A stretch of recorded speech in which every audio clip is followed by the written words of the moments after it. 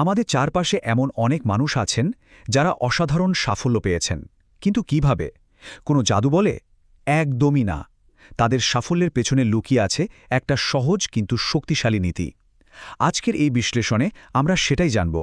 দেখব কিভাবে ছোট ছোট ধারাবাহিক পদক্ষেপের শক্তিকে কাজে লাগিয়ে জীবনে বড় পরিবর্তন আনা যায়। চলুন বিষয়টা একটা মজার প্রশ্ন দিয়ে শুরু করা যাক। ধরুন আপনাকে দুটো অপশন দেয়া হলো। একদিকে একটা ১ টাকার কয়েন, যেটা পরের ৩০ দিন ধরে প্রতিদিন দ্বিগুণ হতে থাকবে, আর অন্যদিকে আজকেই হাতে হাতে নগদ ৩০ লক্ষ টাকা। কোনটা বেছে নেবেন?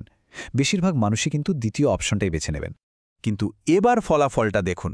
১৫ দিনের মাথায় মনে হবে পয়সাটা বেছে নিয়ে বিরাট ভুল হয়ে গেছে, কারণ তখন হাতে মাত্র ১৬,০০০ টাকা আর অন্য অপশনে ছিল ৩০ লক্ষ টাকা। কিন্তু খেলাটা ঘুরে যায় এরপরেই। ৩০ দিন শেষে ওই ১ টাকার পয়সাটাই হয়ে দাঁড়ায় ৫৩ কোটি টাকারও বেশি। এটাই হলো চক্রবৃদ্ধি বা কম্পাউন্ডিংয়ের জাদু। এই যে পয়সার উদাহরণটা দেখলাম, এটাই আসলে চক্রবৃদ্ধি প্রভাব বা দ্য কম্পাউন্ড এফেক্ট। সোজা কথায়, সময়ের সাথে সাথে নেওয়া ছোট ছোট কিন্তু স্মার্ট সিদ্ধান্তগুলো যখন জমতে থাকে, তখন তা বিশাল এক পরিবর্তনের রূপ নেয়। ভালো বা খারাপ দুটোই হতে পারে। তো এই অসাধারণ শক্তিকে নিজের জীবনে কাজে লাগানোর জন্য আমরা ধাপে ধাপে এগোব। পয়সার শক্তি তো বুঝলাম, এরপর আমরা ৪টি মূল ধাপ নিয়ে আলোচনা করব, আর সবশেষে থাকবে একটা ছোট্ট প্রশ্ন। চলুন শুরু করা যাক। আমাদের প্রথম ধাপ হল ফলাফলের গভীরতা বোঝা। মানে এটা বিশ্বাস করা যে ছোট ছোট কাজগুলোই আসলে বিশাল পার্থক্য গড়ে দেয়। একটা অসাধারণ উদাহরণ দিই। টেনিস কিংবদন্তি নোভাক জোকোভিচ, তার জয়ের হারে যখন মাত্র ৬% উন্নতি হল, মানে ৪৯% থেকে বেড়ে ৫৫% হল, তখন তার আয় কত বাড়ল জানেন? ২.৫ কোটি থেকে সোজা ১৬৮ কোটি।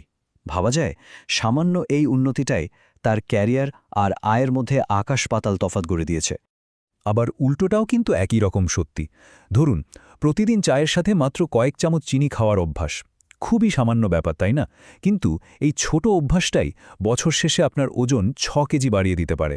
আর এর প্রভাব শুধু স্বাস্থ্যের ওপরই পড়ে না, ধীরে ধীরে আত্মবিশ্বাস, এনার্জি সব কিছুর ওপরই এর অসর দেখা যায়। লেখক ড্যারেন হার্ডি পুরো বিষয়টাকে একটা সহজ সূত্রে নিয়ে এসেছেন।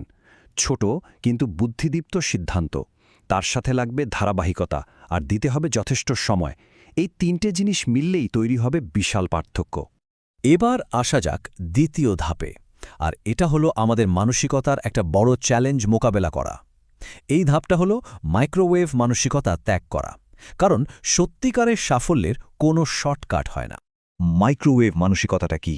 এটা হলো সবকিছুর সঙ্গে সঙ্গে পাওয়ার আকাঙ্ক্ষা। আমরা এমন একটা সময় বাস করি যেখানে ২ মিনিটে নুডলস তৈরি হয়, ১ ক্লিকে বিনোদন হাজির হয়। এই সব কিছু আমাদের শিখিয়েছে যে ভালো ফল পেতে বেশি অপেক্ষা করার দরকার নেই। কিন্তু জীবনের বড় সাফল্যগুলো মাইক্রোওয়েভের মতো কাজ করে না। অনেকেই সফল মানুষদেরকে দেখে বলে, ও তো খুব ভাগ্যবান। কিন্তু ভাগ্য বলে কি আসলেই কিছু আছে? হার্ডির মতে, যাকে আমরা ভাগ্য বলি সেটা আসলে একটা সমীকরণের ফল। দীর্ঘদিনের প্রস্তুতি, সঠিক মনোভাব, সুযোগকে চিনে নেওয়া এবং ঠিক সময়ে সঠিক পদক্ষেপ নেওয়া, এই সব কিছু মিলেই তৈরি হয় ভাগ্য। আমাদের তৃতীয় ধাপটা খুব গুরুত্বপূর্ণ, আর সেটা হলো নিজের জীবনের ১০০% দায়িত্ব নেওয়া। যদি সত্যিই কোনো পরিবর্তন আনতে হয়, তাহলে নিজের সিদ্ধান্তের মালিক নিজেকেই হতে হবে। দেখুন, পরিস্থিতি বা অন্য কাউকে দোষ দেওয়া খুব সহজ, কিন্তু সত্যিটা হলো আমাদের আজকের জীবনটা আমাদেরই নেওয়া হাজারো ছোট বড় সিদ্ধান্তের ফল। তাই পরিবর্তন আনতে হলে এর পুরো দায়িত্বটাও নিতে হবে। কোনো অজুহাত নয়, কোনো অভিযোগ নয়, ১০০% দায়িত্ব।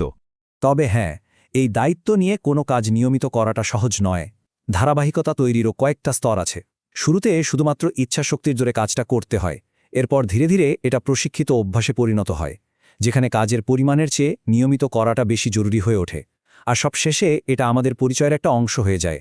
তখন আর চেষ্টা করতে হয় না, কাজটা আপনা আপনিই হয়। এবং সবশেষে আমাদের চতুর্থ এবং সবচেয়ে কার্যকর ধাপ, নিজের সিদ্ধান্তের হিসাব রাখা। একটা খুব জরুরি কথা হলো, যা পরিমাপ করা যায় না তার উন্নতিও করা যায় না। সত্যি বলতে, আমরা আমাদের দিনের বেশিরভাগ সিদ্ধান্ত প্রায় ঘুমিয়েই নিই, মানে অবচেতনভাবে। কি খাচ্ছি, কোথায় সময় দিচ্ছি, কার সাথে কথা বলছি, এসবের কোনো হিসাবই থাকে না। ট্র্যাকিং বা হিসাব রাখাটা অনেকটা অ্যালার্মের মতো কাজ করে। এটা আমাদের জাগিয়ে তোলে এবং দেখিয়ে দেয় যে আমরা আসলে কি করছি। জীবনের যে কোনো ক্ষেত্রেই এটা প্রয়োগ করা সম্ভব। যদি আর্থিক অবস্থার উন্নতি করতে চান, তাহলে প্রতিটি খরচের হিসাব রাখুন। স্বাস্থ্য ভালো করতে চান কি খাচ্ছেন তার হিসাব রাখুন। এমনকি সম্পর্ক ভালো করার জন্য সঙ্গীর সাথে কাটানো ভালো মুহূর্তগুলো ট্র্যাক করতে পারেন। হিসাব রাখলেই বোঝা যায় কোথায় উন্নতি করার সুযোগ আছে। তো আমরা 4টে ধাপ নিয়ে কথা বললাম, এবার সব কিছুর সারমর্মে আসা যাক। আসল পরিবর্তনটা শুরু হয় ঠিক এই মুহূর্ত থেকে, আমাদের পরবর্তী ছোট সিদ্ধান্তটা থেকে। তাহলে মূল কথাটা কি দাঁড়ালো? বড় কোনো সাফল্যের জন্য বিশাল কোনো পদক্ষেপের অপেক্ষা করার দরকার নেই। আসল পরিবর্তনটা শুরু হয় একটা ছোট সিদ্ধান্ত থেকে, যা প্রতিদিন নিয়ম করে করা হয় এবং যার হিসাব রাখা হয়। এখন শুধু একটাই প্রশ্ন, জীবনের কোন দিকটা ভালো করতে চান আর তার জন্য কোন একটা ছোট অভ্যাসের হিসাব আজ থেকেই রাখা শুরু করবেন? উত্তরটা কিন্তু আপনার হাতেই।